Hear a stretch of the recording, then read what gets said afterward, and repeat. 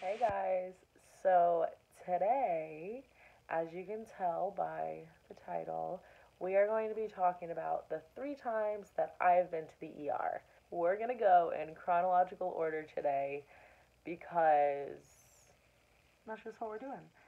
So the first one, I don't know my exact age. I think I was 9 or 10, and one of our family friends at the time was over, and my sister was going to go walk the dogs with her, and we're going to call her Emily. So Kendall, my sister, and Emily were gonna walk the dogs, and I wanted to go with them because I'm a little sister, and that's what little sisters do, right? So I wanted to go with them, and I was like, okay, can you guys wait so I can put some shoes on? And she was like, no, we're going. And if you're not coming right now, then you're not coming. As all big sisters would probably do. Or maybe just mine because she's the worst. So I run outside regardless. I'm like, screw it, I'm coming. So I get on my Razor scooter, pause. If you've ever owned a Razor scooter, you can already see the end of this story. So you can fast forward 4 minutes. So I get on my Razor scooter, and my house that we lived on was at kind of the top of a hill. It was like kind of like, a gradual up, and then there's like a little area, and our house is up here somewhere. But this side's a little steeper. It's steeper, especially when you're 9, 10 year old on a Razor scooter. So we're going down this hill, and usually it's okay. I mean, I do this every day. I do it on my bike, I do it on my scooter, I go down this hill every day. So I'm not that worried. But the thing is I forgot that I usually brake when I get to the bottom so that I can check for cars and not T-bone into the houses that we're facing currently. So I start hitting my brake, and my foot just about catches fire because I'm flying down this hill. And I'm like, it's the end. Because I don't know if a car's coming. I'm not worried about getting to the bottom. I'm worried about getting to the bottom and cars being there. So I finally get to the point where it's like the houses, the yards, the road. So the houses have passed. I'm looking through the yards. There's no cars coming. I'm like, hell yeah, I got this. And so I'm like, okay, like, whew, Cameron, you panicked for nothing. Everything's fine. So I get to the bottom, I go to make the turn. I'm going way faster than I usually am, but I'm confident that I can do this. So I'm coming around to the turn. I get about this far to the turn, and I just kind of, whoop, my scooter flew from under me, and I went flying.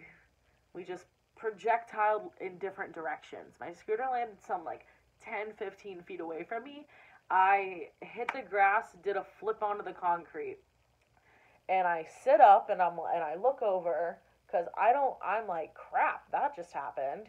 And I look up, and I see my sister and Emily running towards me with the dogs, and I'm hearing radio static, and I'm seeing black blotches. I really can't see much. I'm like, my ears are ringing. I'm like, what is happening? My sister gets to me, she sits in front of me, and she's looking at me, and I'm like, I can't hear. I'm like, I can't hear. And then she said it was like the scariest thing of her life. My eyes just like rolled back into the back of my head, and I passed out. So, and then I think Emily or Kendall stayed with me. The other one went up the hill to get my mom. They went and got her. She came down in the company car, got me in the car, took me to the house, showered me off. I had like just like road burn on my face, road burn on my legs. And this was like a day before fourth grade started. So my school picture is here. So that sucked. And so I'm crying. The water's burning me, blah, blah, blah. We end up going to the ER because I did have like a little accident and I hit my head. Turns out I had a concussion. Shocking. Literally, I'm like parkouring over here. And so, yeah, that was pretty much it. The only really downside to that was the medical bills, and my first day of school pictures weren't that cute. They were tragic. And I had to go to school, and they all were asking what happened. So that just about wraps up number one. number two was the most life affecting one, is when I broke my arm. Um, Laura wanted to ride down this grassy hill on our bikes, and I was like, okay. I was super nervous. I was scared. It wasn't a big hill, but I just like didn't ever do stuff. Like I rode my bike on the road and on the sidewalk. I never went like off-roading, one could say. I was going to do it, and I was like, I'm so hardcore, I need to record it, which is why we have the beautiful video. I'm going to try to do this without harming myself. Okay. Here we go. Here we go. Down a hill. Oh, shoot, there we go. Oh, ah! So that happened. I land and I'm just kind of like this, and I'm facing like towards the retention pond, and Laura's freaking out. I reach over and click stop on my video. True story. Laura's freaking out. She's calling my mom, calling my mom, calling my mom. My mom won't answer. That's going to play a part in the next story. So my mom's not answering, my mom's not answering. Ends up calling her mom. So she calls her mom. Her mom, so this is how this area is set up. So here's the park, and then there's just a really long retention pond. And we're right about in the middle of the retention pond where there's the hill between the two ponds. And then there's a house here, and it's behind the house. And then my house is across the street.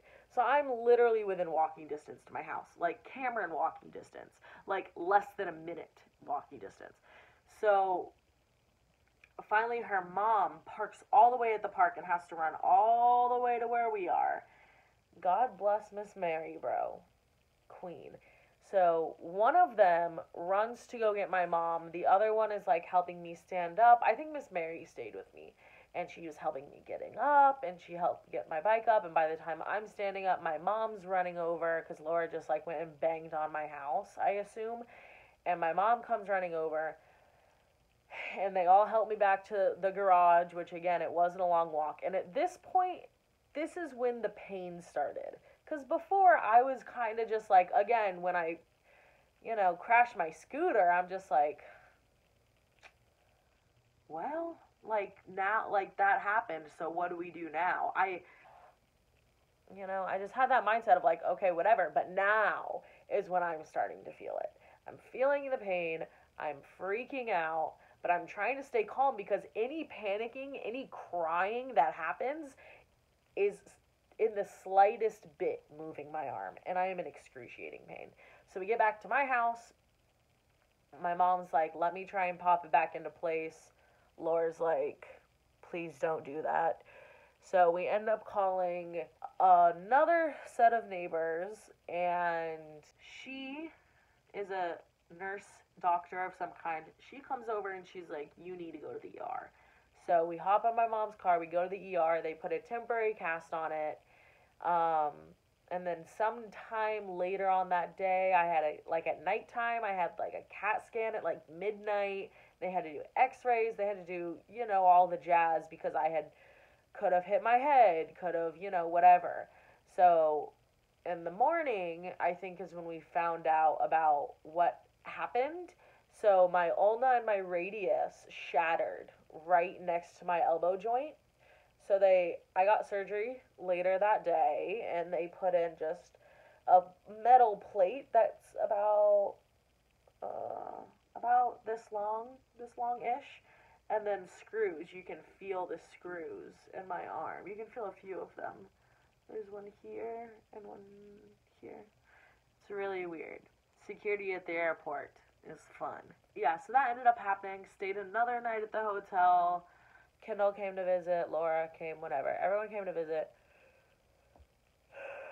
I had to do physical therapy for a while, and that sucked. I would never wish physical therapy upon anyone, ever.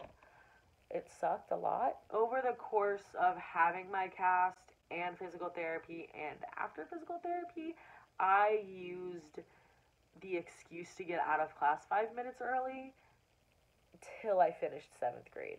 I broke my arm in the beginning of December. I had the cast for a few months. after I got the cast off, they still had to let me go. Like, go to lunch 5 minutes early, go to all my classes 5 minutes early. It was awesome. I like ruled the school when no one was in the hallways except for me and whatever lucky person I chose to walk with me that day, which was usually the same people because no one fucking liked me in middle school. Well, they liked me when I could get them out of class 5 minutes early, but at that point in middle school, I already knew who the fake bitches were. Yeah, that pretty much wraps out story 2. Third and final story is when I passed out on the way to school. So me and Laura used to ride our bikes to school together. Pretty fun, pretty fun. And sometimes we would just kind of dick around and like switch sides of the road, like, and then one would go to this side, and then one would go to this side, and we just like, doom, doom. Because what else are 7th graders gonna do at 8 in the morning? One day, I ended up on this side, and she ended up on this side at the crosswalk. So there was like just this intersection, and then a little way down the road was our school. So it's like a little intersection, and we were about to squat up again so we could like get to school together.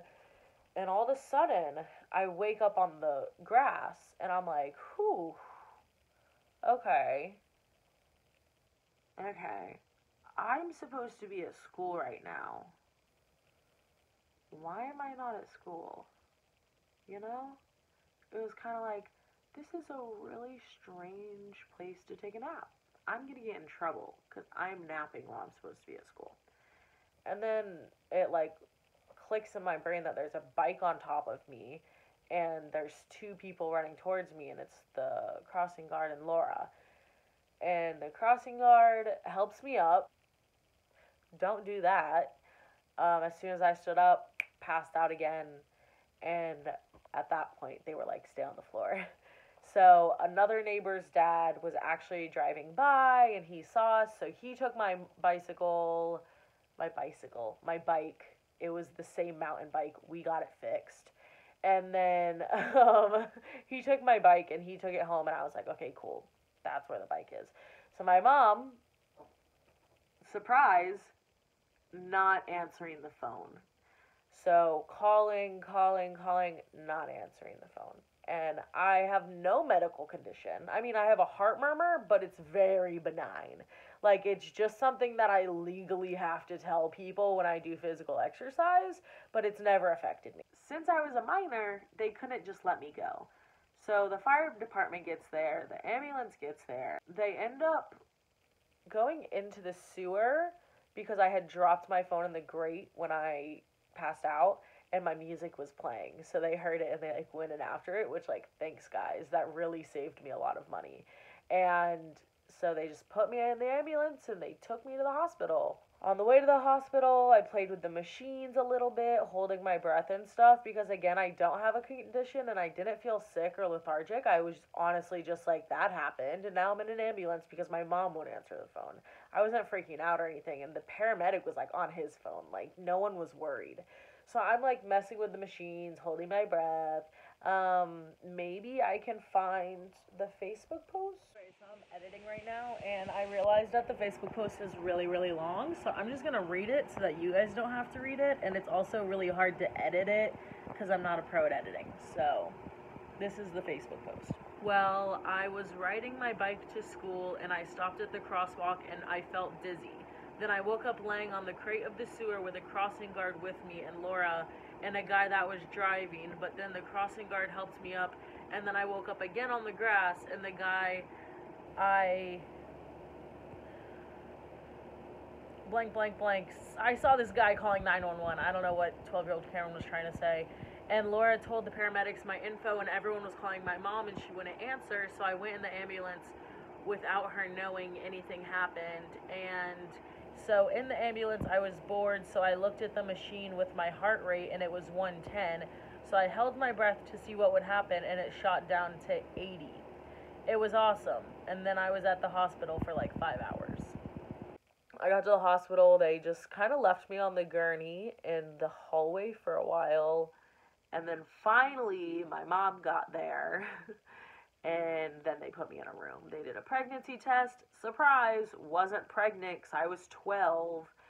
And yeah, that was pretty much it. I went home. We didn't really know what happened. And then a few days later, we found out why it happened.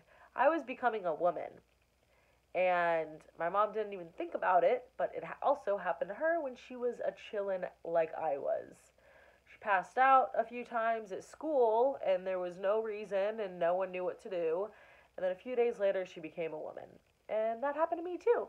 So, yeah. It's a beautiful coming of age story, right? I can't wait for my mom to watch this. She's gonna kill me. Mom, please don't kill me. I love you. I hope you liked this strange video. It was kind of all over the place. But I hope you guys enjoyed it. And if you did, please give me a little like. You can comment if you want. Tell me what you want to see from me. I have a billion video ideas. I'm just super busy right now. And I don't want to half-ass them. I want it to be really fun and cool because I love making videos. I love seeing the final product. I mean, obviously I care how many views it gets, but I just really love rewatching them. It's like when you post your Snapchat story and you rewatch it 1,000 times. Please tell me you guys do that too.